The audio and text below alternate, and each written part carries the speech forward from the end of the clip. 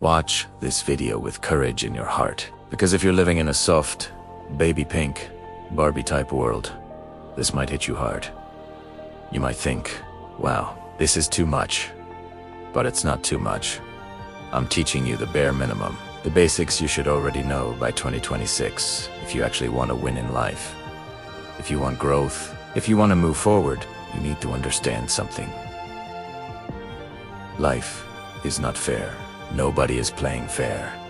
Nothing about this world is fair. So in this video, we're going to talk about how to win, how to use psychology strategically to get what you want. And no, that doesn't mean you're oppressing anyone. It means you're finally doing yourself a favor. Here's the truth.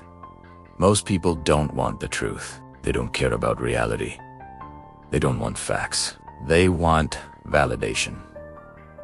They want to hear what feels good. They want to hear what supports their version of the world. And when you tell people what they want to hear, you get more than half your work done. We're not here to worship the truth. We're not here to be brutally honest all the time. That's rule number one. You should have learned this as a child.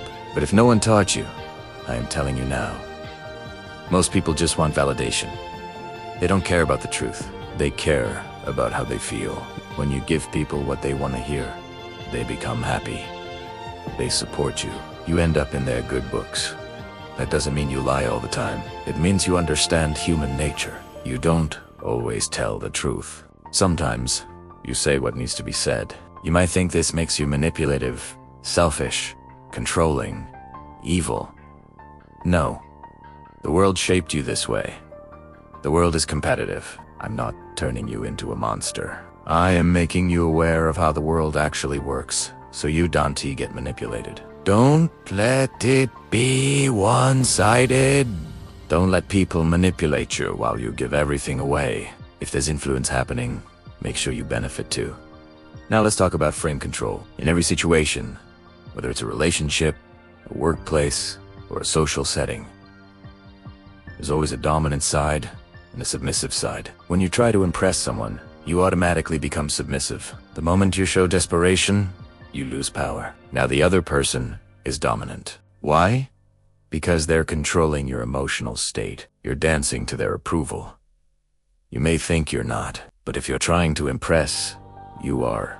For example, you walk into a room and you want everyone to like you. Instantly, you've put yourself in a weak position. Do they like my outfit? Do they like how I talk? Do they like me? You've already surrendered power. Instead, walk into the room thinking, is there anyone here interesting enough for me to talk to?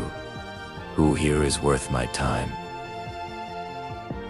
That's the mindset. Now, you're not seeking approval. You re ibaloating. That shifts the frame.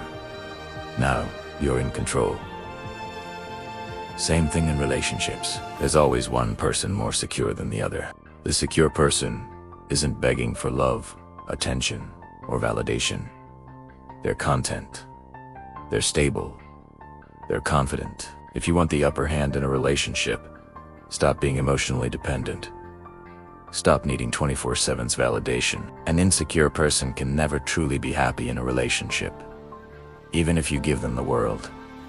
Eventually, the other person feels the dependency, and it pushes them away.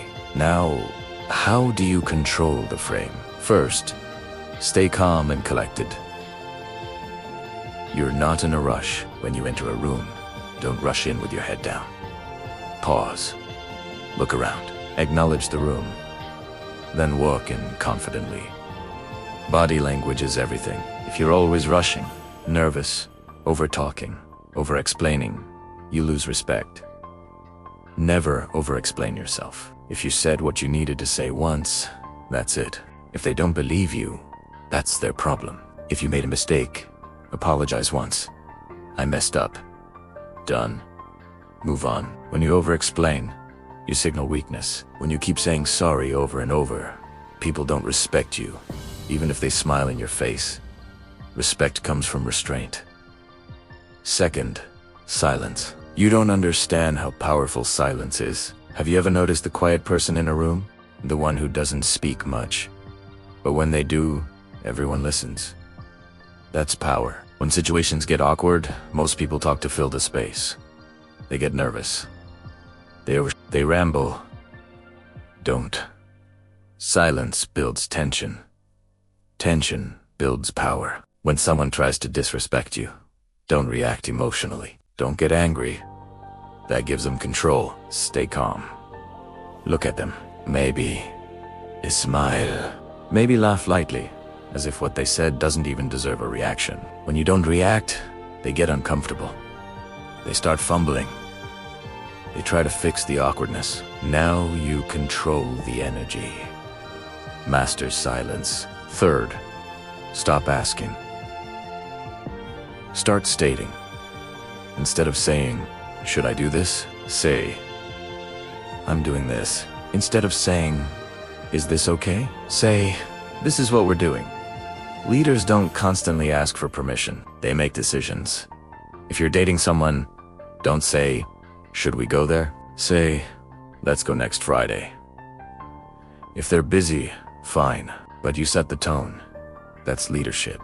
Fourth, selective vulnerability. Not everyone deserves access to your pain. Out of 1,000 people in your life, maybe 10 should know what's really going on.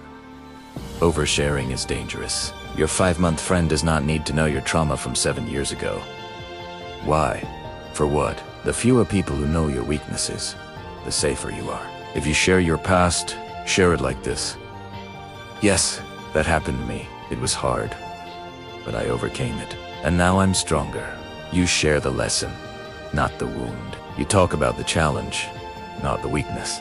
That builds trust without giving people ammunition. Because one day, people leave. And if everyone knows your vulnerabilities, someone will use them. You can't win in life if you expose everything. And finally, you don't need to be loud. Real power is calm, controlled, observant. You don't need to demand control. You control through awareness. This isn't cruelty. This isn't manipulation. It's understanding psychology. Because if you're not in control of the frame, someone else will be. And I want you to win. I want you to walk into every room, calm, centered, and powerful. That's how you stay in control. If this opened your eyes and you're serious about getting mentally stronger, hit subscribe. This channel is for people who want power, not excuses.